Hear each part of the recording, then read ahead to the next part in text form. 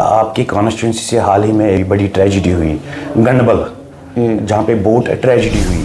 धारा 370 और 35 से गई गुजरी चीजें जो दफन हो चुकी है।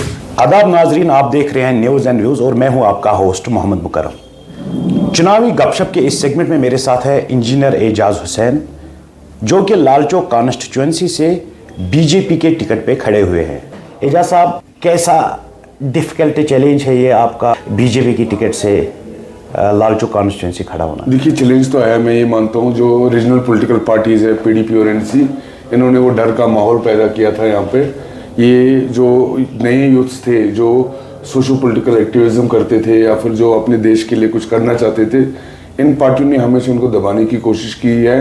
क्योंकि आपने देखा, इनके जो परिवारवाद में परिवार में ही अपने लोगों को ये मौका देते थे और इनको अच्छा नहीं लगता कोई गरीब का बेटा खड़ा हो जाए और वो जीत के आ जाए। इसलिए मुझे चैलेंज तो है, इनके पास रिसोर्सेज है, इनके पास एडमिनिस्ट्रेशन है, इन्होंने वो प्रोपेगेंडा किया हुआ है कि बीजेपी के अगेंस्ट सेंटिमेंट खड़ा किया हुआ है।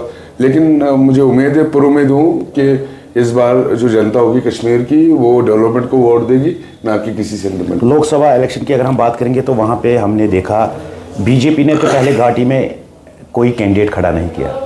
दूसरी बात कि लोगों ने जो वोट डाले हैं वो उन्होंने कहा कि या पॉलिटिकल पार्टीज का कहना है कि ये बीजेपी के खिलाफ वोट है। देखिए, एक्चुअली क्या है ना, जो हमारी नीतियां हैं वो हम लोग शायद ग्राउंड स्तर तक पहुंचा नहीं पाए।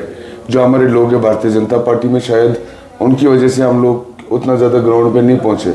अदरवाइज आप बताइए, जो आज सेंट्रल गवर्नमेंट यहाँ कश्मीर के लिए कर रही है, जो गरीब कल्याण योजना हमारी सेंट्रल गवर्नमेंट ने दी है, या फिर हमारे महिलाओं के लिए आरक्षण, बाकी सब चीज़ें, मैं बोलता हूँ जितना काम हमारी सरकार ने किया है वो शायद ही किसी सरकार ने किया होगा। लेकिन हमारे वर्कर्स को डंडोरा पीटना नहीं आता है।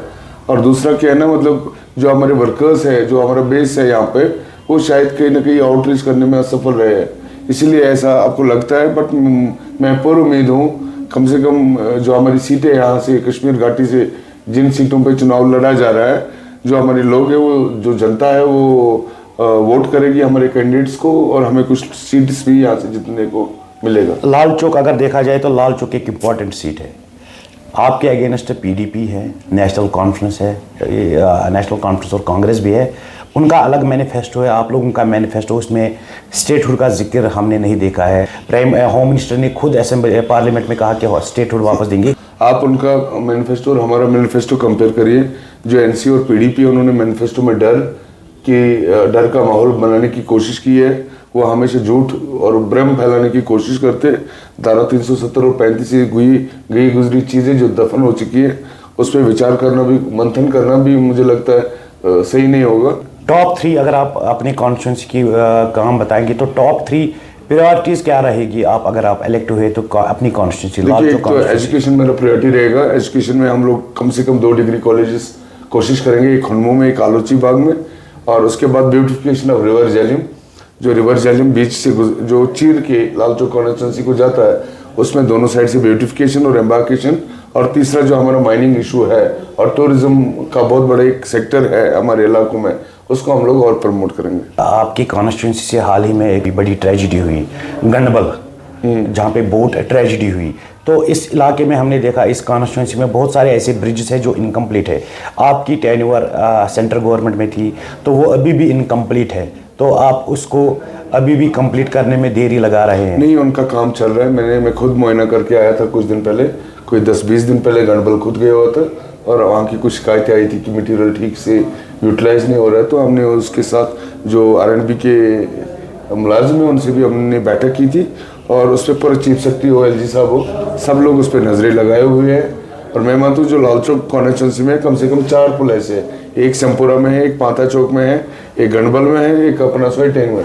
ये 4 पुल जल्द से जल्द तैयार होने चाहिए। आप अपने आप को कहाँ पे देख रहे हैं इस कॉन्स्टिट्यूंसी में? देखिए, ये हमारे लोगों की का इलेक्शन है, ये हमारा खुद का पर्सनल इलेक्शन नहीं है। क्योंकि लोगों को भी पता है जिना एजाज ने 4 साल क्या काम किया। जब मैं डीडीसी चुन के आया हूँ तब से आज तक मैं लोगों के बीच में रहा हूँ। और आज ये जो ताकतें हमारे बीच में आती है, दरवाजे खटखटाने, ये लोगों को भी समझ आ चुका है कि ये खाली इलेक्शन के टाइम हमें वोट लेने के लिए आते हैं। ये जो इलेक्शन है, ये लोगों का इलेक्शन है, गरीबों का इलेक्शन है, यहाँ के ऑटो ड्राइवर का इलेक्शन है, जो माइनिंग से मुंसलिक लोग हैं उनका इलेक्शन है। और मुझे उम्मीद है वो अपने आप को जस्टिस करेंगे और हमें वोट देके, ताकि उनका भी कोई अच्छा सा लीडर चुन के आए जो उनके काम करें।